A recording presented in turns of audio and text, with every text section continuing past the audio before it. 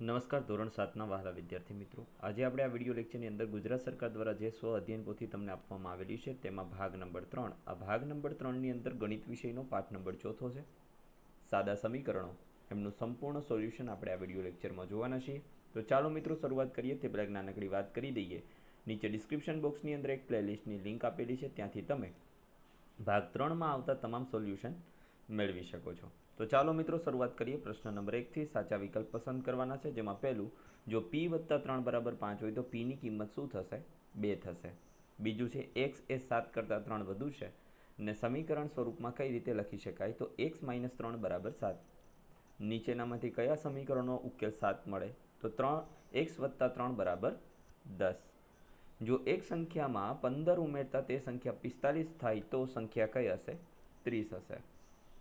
ત્યાર પછી yની કઈ કિંમત માટે y - 15 અને 2y + 1ની અભિવ્યક્તિ સમાન થશે? તો -16.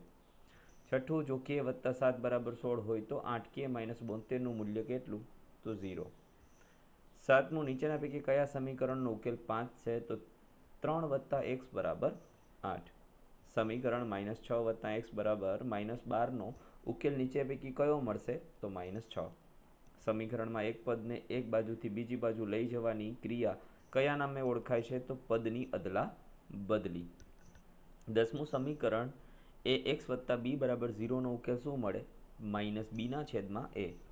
11મું છે b/2 = 6માં bની કિંમત મેળવવા શું કરશો? તેમાં જવાબ આવશે 6 × 2. ખરા ખોટા કરવાના છે, જેમાં પહેલું સાચું, બીજું ખોટું, ત્રીજું સાચું, ચોથું ખોટું, પાંચમું સાચું. ત્યાર પછી પ્રશ્ન નંબર 3 છે, વિભાગ એમાં આપેલા સમીકરણ માટે વિભાગ બીમાંથી યોગ્ય ઉકેલ મેળવવાનો છે.